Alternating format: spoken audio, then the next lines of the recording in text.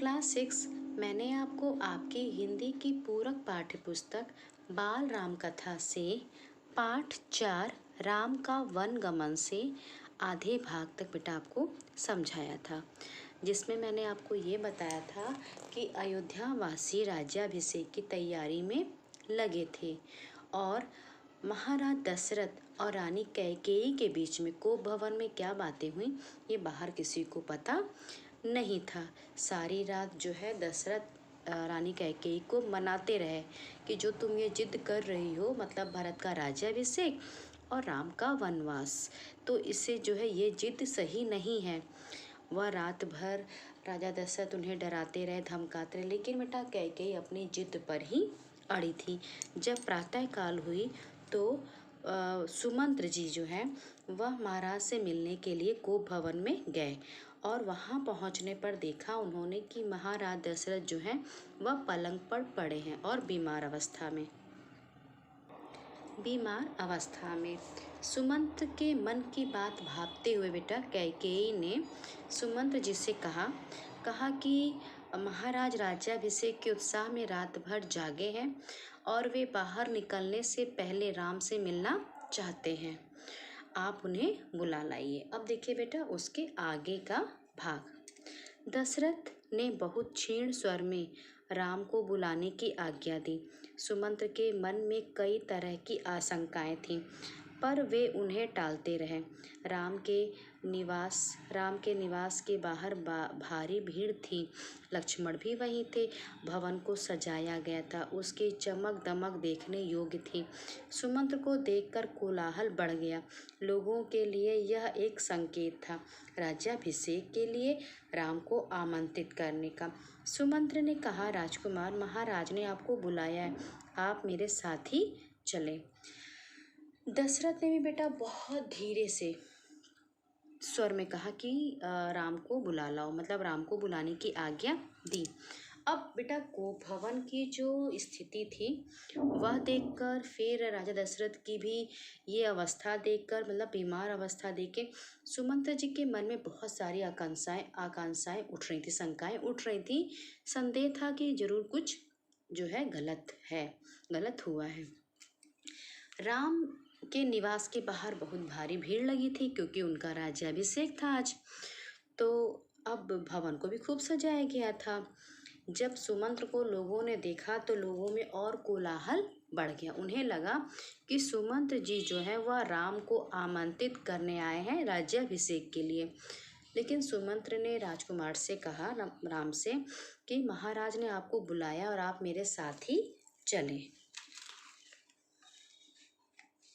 कुछ ही पल में राम वहां पहुंच गए। लक्ष्मण साथ थे।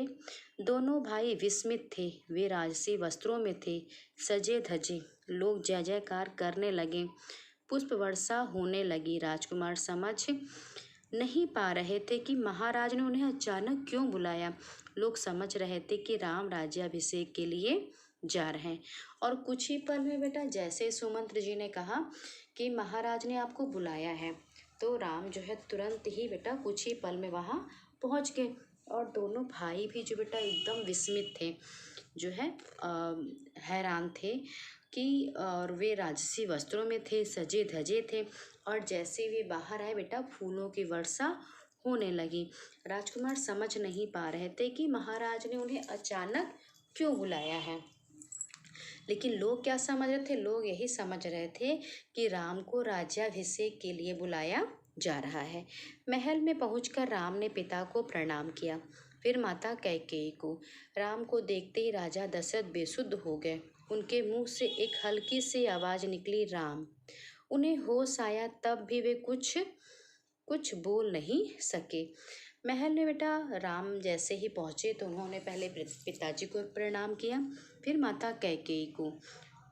जैसे दशरथ ने बेटा राम को देखा तो वो जो है बेसुध हो गए, मतलब कि मूर्छित हो गए। बस एक हल्की सी जो है उनके मुख से हल्की सी आवाज़ निकली कि राम। जब उन्हें होश आया दशरथ जी को तो बेटा वह कुछ भी बोल नहीं सके। थोड़ी देर तक चुप्पी रही, असहज सन्नाटा, कोई कुछ नहीं बोला। तो राम ने पिता से पूछा, क्या मुझसे कोई अपराध हुआ है? कोई कुछ बोलता क्यों नहीं, आप ही बताइए माते। महाराज दशरथ ने मुझे एक बार 2 वरदान दिए थे। मैंने कल रात वही दोनों वर मांगे जिससे वे पीछे हट रहे हैं। यह शास्त्र सम्मत नहीं है, रघुकुल की नीति के विरुद्ध है। कैकेयी ने बोलना जारी रखा। मैं चाहती हूँ कि राज्याभिषेक भरत का हो और तुम 14 वर्ष वन में रहो। महाराज यही बात तुमसे नहीं कह पा रहे थे। थोड़ी देर तो बेटा वहां सन्नाटा रहा। दशरथ कुछ भी नहीं बोल रहे थे, ना माता कैकेयी बोल रही थी। बहुत सन्नाटा था। राम ने पिताजी से पूछा कि क्या मुझसे कोई अपराध हुआ है, कोई कुछ क्यों नहीं बोलता है, आप ही बताइए माते। महाराज दशरथ ने तब रानी कैकेयी ने कहा बेटा कि महाराज दशरथ ने मुझे 2 वरदान दिए थे। अब कल रात मैंने वही 2 वरदान मांग लिए तो महाराज दशरथ उन्हें देने से पीछे हट रहे हैं और यह शास्त्र सम्मत नहीं है और साथ ही साथ रघुकुल की नीति के विरुद्ध है। कैकेयी ने फिर कहा कि मैं चाहती हूँ कि राज्याभिषेक भरत का हो और तुम 14 वर्ष वन में रहो। बस यही इतनी बात जो है महाराज तुमसे नहीं कह पा रहे हैं। राम संयत रहे। उन्होंने दृढ़ता से कहा, पिता का वचन अवश्य पूरा होगा। भरत को राजगद्दी दी जाए, मैं आज ही वन चला जाऊंगा। राम की शांत और सधी हुई वाणी सुनकर कैकेयी के चेहरे पर प्रसन्नता छा गई। उनकी मनोकामना पूर्ण हुई। राजा दशरथ चुपचाप सब कुछ देख रहे थे, स्पंदनहीन। कैकेयी की ओर देखते हुए उनके मुंह से बस एक शब्द निकला, धिक्कार। राम ने बेटा दृढ़ता से कहा कि पिता का जो भी वचन है वह जरूर पूरा होगा।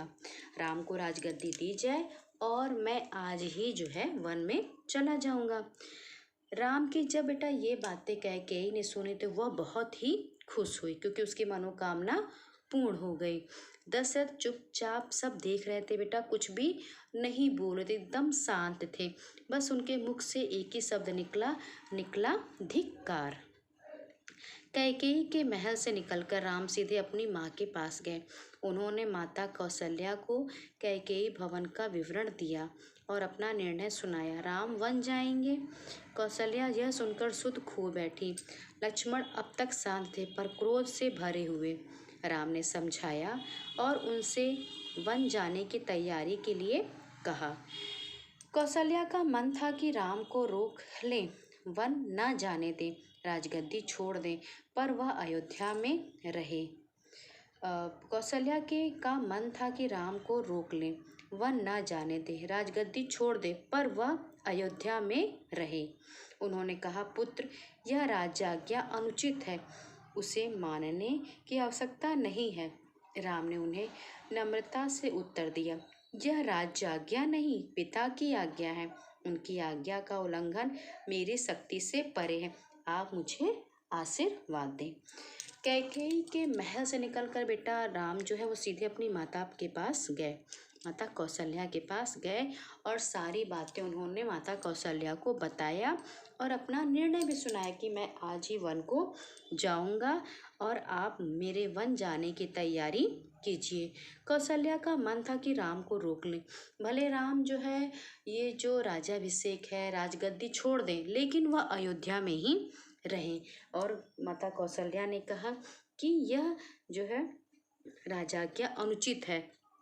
राम ने कहा कि ये राजाज्ञा नहीं है, किसी राजा की आज्ञा नहीं है, ये मेरे पिता की आज्ञा है और उनकी आज्ञा का उल्लंघन करना मेरी शक्ति से परे है। आप मुझे आशीर्वाद दीजिए। अब आइए बेटा पेज नंबर 22 पर। लक्ष्मण से राम का संवाद जारी रहा। राम ने वनगमन को भाग्यवश आया उलटफेर कहा। लक्ष्मण इससे सहमत नहीं थे।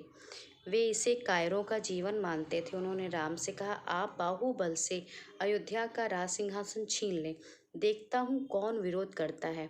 अधर्म का सिंहासन मुझे नहीं चाहिए, मैं वन जाऊंगा। मेरे लिए तो जैसा राज सिंहासन वैसा ही वन। राम और लक्ष्मण के बीच बेटा संवाद हुआ। और राम ने कहा कि जो ये वन गमन है ये मात्र क्या है, भाग्य में आया हुआ उलटफेर है।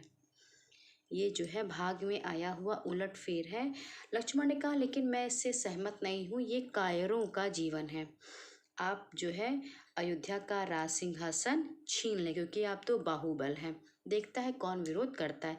लेकिन राम ने कहा कि मुझे अधर्म का सिंहासन नहीं चाहिए और मैं वन जाऊंगा।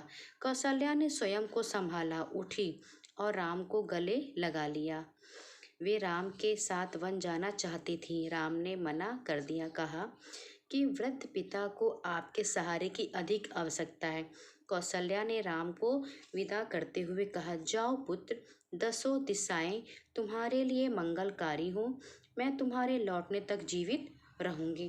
कौशल्या ने बेटा फिर स्वयं को संभाला और कहा कि मैं भी साथ में चलूंगी। लेकिन राम ने बेटा अपनी माता को समझाया कि नहीं, मेरे पिता को, मेरे वृद्ध पिता को आपके सहारे की आवश्यकता है। तब बेटा कैकेयी ने राम को गले से लगा लिया और कहा कि दसों दिशाएं तुम्हारे लिए मंगलकारी हो और मैं तुम्हारे लौटने तक जीवित रहूं।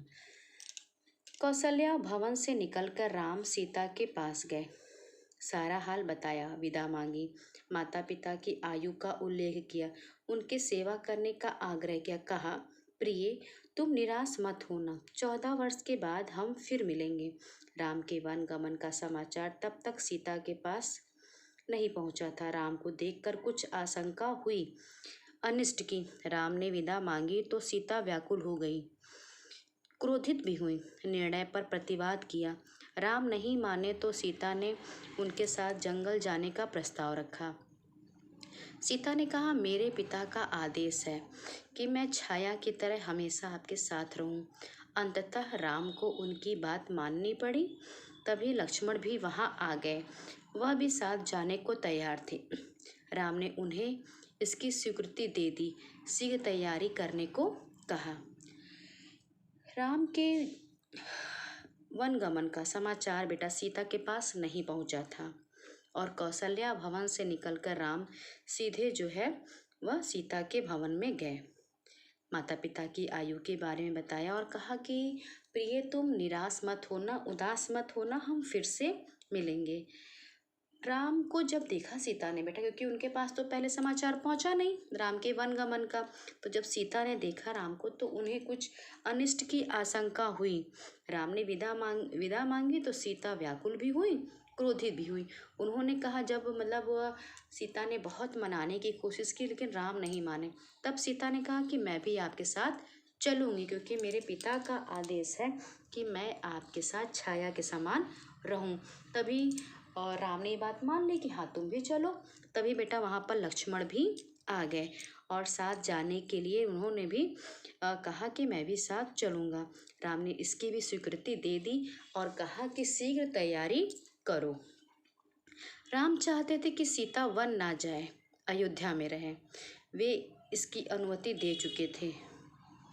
फिर भी उन्होंने एक और प्रयास किया, सीते वन का जीवन बहुत कठिन है ना रहने का ठीक स्थान, ना भोजन का ठिकाना, कठिनाइयाँ कदम कदम पर, तुम महलों में पली हो, ऐसा जीवन कैसे जी सकोगी।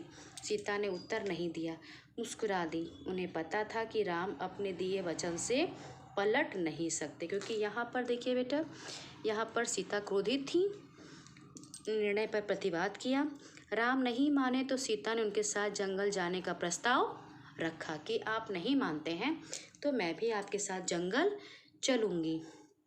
सीता ने कहा, मेरे पिता का आदेश है कि मैं छाया के तरह हमेशा आपके साथ रहूं। अंततः बेटा राम को उनकी बात माननी ही पड़ी। तो सीता ने यह जान लिया कि राम अब वचन दे चुके हैं, राम ये वचन दे चुके हैं तो अब अपने वचन से पलट नहीं सकते। राम चाहते थे कि बेटा सीता वन ना जाए। उन्होंने कहा कि वहाँ का जो जीवन है जंगल का बहुत कठिन है और तुम महलों में पली हो, ना तो वहाँ रहने का ठीक स्थान है, ना भोजन का ठिकाना है, तुम कैसे जी सकोगी।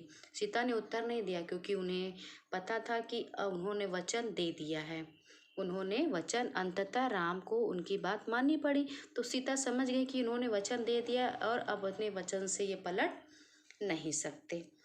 राम वन जा रहे हैं, यह समाचार पूरे नगर में फैल चुका था। नगरवासी दशरथ और कैकेयी को धिक्कार रहे थे। कुछ देर पहले तक जहाँ उत्सव की तैयारियां थीं, वहाँ उदासी ने घर कर लिया। सड़कें गीली थीं, लोगों के आंसुओं से। सबकी इच्छा थी कि राम सीता वन ना जाएं। वे उन्हें रोकना चाहते थे पर बेबस थे। राम सीता और लक्ष्मण जंगल जाने से पहले पिता का आशीर्वाद लेने गए। महाराज दशरथ दर्द से करा रहे थे। तीनों रानियां वहीं थीं। मंत्री आसपास थे। मंत्रीगण रानी कैकेयी को अब भी समझा रहे थे। क्षुब्ध थे पर तर्क का साथ नहीं छोड़ना चाहते थे।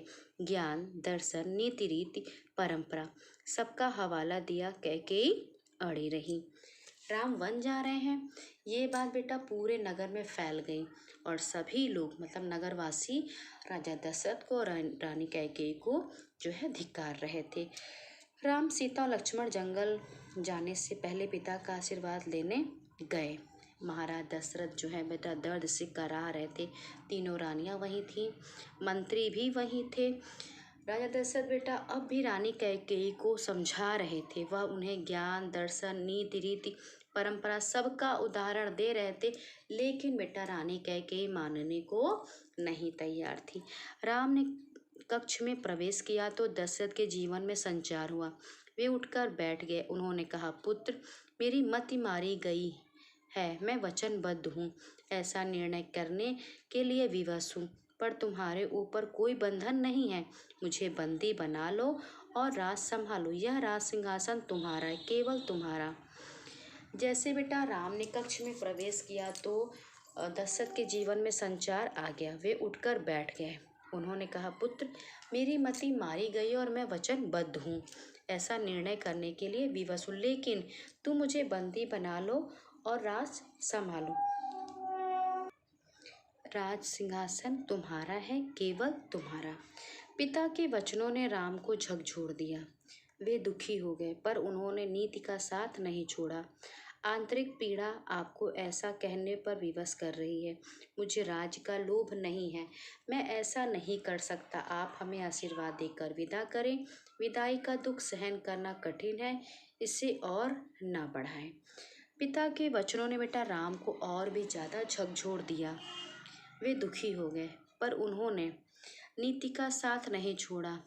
आंतरिक पीड़ा आपको ऐसा कहने के लिए विवश कर रही। राम ने ऐसा कहा और कहा कि आप हमें आशीर्वाद देकर विदा करें। विदाई का दुख जो होता है वो सहन करना बहुत ही कठिन होता है। इसी बीच रानी कैकेयी ने राम, लक्ष्मण और सीता को वल्कल वस्त्र दिए। राम ने राजसी वस्त्र उतार दिए, तपस्वी के वस्त्र पहने। सीता को तपस्विनी के वेश में देखना सबसे अधिक दुखदायी था। महर्षि वशिष्ठ अब तक शांत थे।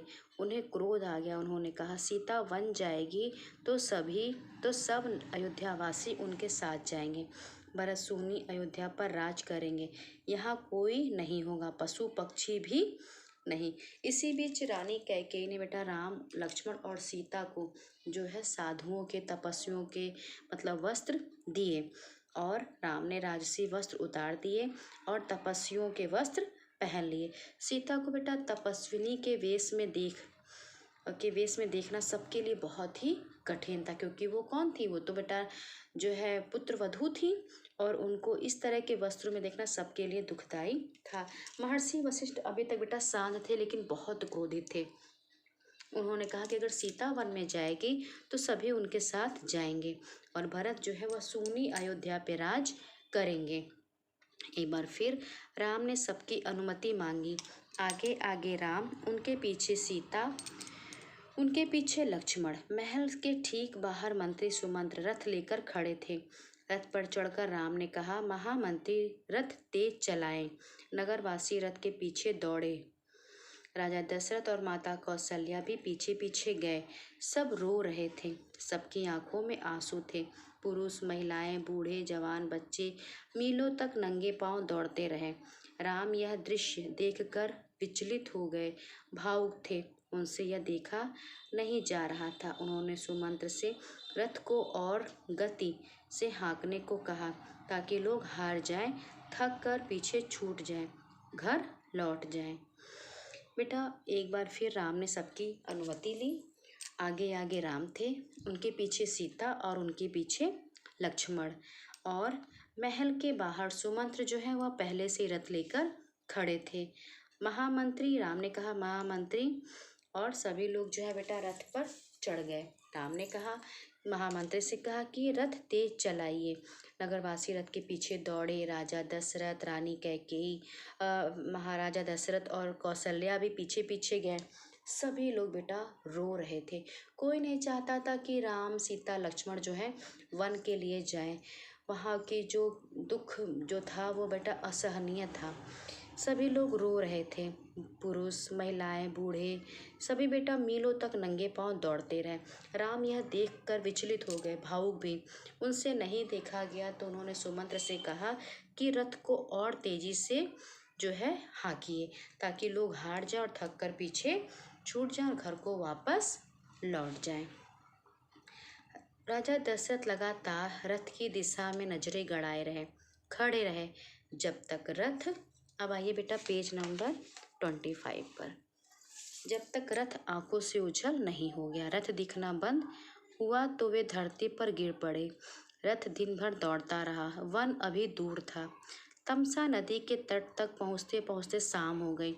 वनवासियों ने रात वहीं बिताई। अगली सुबह वे दक्षिण दिशा की ओर चले। हरे हरे खेतों के बीच से गोमती नदी पार कर राम, सीता और लक्ष्मण सई नदी के तट पर पहुँचे। महाराज दशरथ के राज की सीमा वहीं समाप्त होती थी। राम ने मुड़कर अपनी जन्मभूमि को देखा, उसे प्रणाम किया, कहा, हे जननी, अब 14 वर्ष बाद ही तुम्हारे दर्शन कर सकूंगा। बेटा जिधर की ओर रथ जा रहा था, महाराज दशरथ उसी दिशा की ओर अपनी नजरें गड़ाए थे। और जब रथ आंखों से ओझल हो गया तो राजा दशरथ जो है धरती पर गिर पड़े। राम का जाना उनके लिए असहनीय था। रथ बेटा दिन भर दौड़ता रहा। अभी वन दूर था।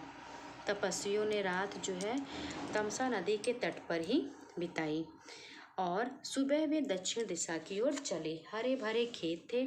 खेतों के बीच से गोमती नदी पार कर राम, सीता और लक्ष्मण जो है सई नदी के तट पर पहुंच गए। और जो ये सई नदी थी बेटा, यही अयोध्या की जो है जो सीमा होती है वो यहीं पर समाप्त होती है। राम ने मुड़कर अपनी जन्मभूमि को प्रणाम किया और कहा कि अब 14 वर्ष के बाद ही तुम्हारे दर्शन कर सकूंगा। शाम होते होते वे गंगा के किनारे पहुंच गए। श्रृंगवेरपुर गांव में निषाद राजगुह ने उनका स्वागत किया। राम ने रात वहीं विश्राम किया, गुहराज के अतिथि के रूप में। वन क्षेत्र आ गया था, नदी के उस पार। अगली सुबह राम ने महामंत्री को समझा बुझाकर वापस भेज दिया। दोनों राजकुमारों और सीता ने नाव से नदी पार की। सुमंत तट पर खड़े रहे वनवासियों के उस पार उतरने तक। उसके बाद वे अयोध्या लौट आए।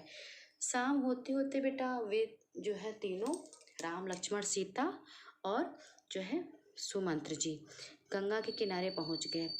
अब संगवेरपुर गांव था बेटा। निषाद राज गुह ने उनका बहुत ही आदर सत्कार किया। राम ने बेटा रात जो है वहीं, जो रात थी वो वहीं पर उन्होंने आराम किया गुहराज के अतिथि के रूप में। अब वन क्षेत्र आ गया था, नदी के उस पार। अगली सुबह राम ने बेटा महामंत्री को समझा बुझाकर वापस भेज दिया और दोनों राजकुमार और सीता ने नाव से ही नदी को पार किया। सुमंत का खाली रथ अयोध्या पहुंचा तो लोगों ने उसे घेर लिया। वे राम के बारे में जानना चाहते थे। सुमंत्र बिना कुछ बोले सीधे राजभवन गए। राजा दशरथ कौशल्या भवन में थे, बेचैन, सुमंत की प्रतीक्षा में। उन्होंने कहा, महामंत्री, राम कहाँ है? सीता कैसी है? लक्ष्मण का क्या समाचार है? वे कहाँ रहते हैं? क्या खाते हैं? बेटा सुमंत का जो रथ था अब खाली लौटा, क्योंकि राम, सीता, लक्ष्मण तो जो है उन्होंने महामंत्री को जो है वहीं से विदा कर दिया था। रथ खाली लौटा तो सभी नगरवासियों ने रथ को घेर लिया। लेकिन सुमंत बेटा सीधे राजभवन में गए और राजा दशरथ कौशल्या भवन में ही थे, बेचैन थे। सुमंत का इंतजार कर रहे थे। जैसे सुमंत राय बेटा महामंत्री, तो दशरथ ने पूछा कि सीता कैसी है, राम कहाँ है, लक्ष्मण का क्या हाल है, वे कहाँ रहते हैं और क्या खाते। सुमंत की आंखों में आंसू थे। उन्होंने एक एक कर महाराज के सभी प्रश्नों का उत्तर दिया। सुमंत को पता था कि दशरथ को इन उत्तरों से संतोष नहीं होगा। महाराज की बेचैनी बनी रही, बढ़ती गई। वनगमन के छठे दिन दशरथ ने प्राण त्याग दिए। राम का वियोग उनसे सहा नहीं गया। सुमंत के बेटा आंखों में आंसू थे, वो भी बहुत दुखी थे। उन्होंने महाराज के एक एक प्रश्नों का बेटा उत्तर दिया, लेकिन दशरथ को बेटा इन उत्तरों से कोई भी संतोष नहीं था। महाराज बहुत बेचैन थे। और बेटा राम के जाने के बाद, मतलब राम के वन गमन के छठे दिन जो है, महाराज दशरथ ने राम के वियोग में अपने प्राणों को त्याग दिया। क्योंकि बेटा राम की दूरी, राम का दूर होना, राम का वियोग महाराज दशरथ से एक पिता से सहा नहीं गया और उन्होंने छठे दिन ही अपने प्राण त्याग दिए। दूसरे दिन महर्षि वशिष्ठ ने मंत्री परिषद से चर्चा की। सबकी राय थी कि राजगद्दी खाली नहीं रहनी चाहिए। तय हुआ कि भरत को तत्काल अयोध्या बुलाया जाए। घुड़सवार दूत रवाना किए गए, इस निर्देश के साथ कि उन्हें अयोध्या की घटनाओं के संबंध में मौन रहना है। दूसरे दिन बेटा महर्षि वशिष्ठ ने कहा कि सबकी राय थी कि राजगद्दी खाली नहीं रहना चाहिए। तय हुआ कि भरत को तुरंत ही जो है अयोध्या बुलाया जाए। घुड़सवार दूत रवाना हुए और ये भी निर्देश दिया गया कि वहाँ जाके उन्हें अयोध्या की घटनाओं के बारे में कुछ भी मत बताना, मौन ही रहना। तो क्लास 6 आज बेटा आपको राम वन गमन ये पूरा पाठ पढ़ना है और समझना। ये कहानी बेटा आप एक बार फिर से अच्छे से पढ़ेंगे और स्वयं समझने का प्रयास करेंगे।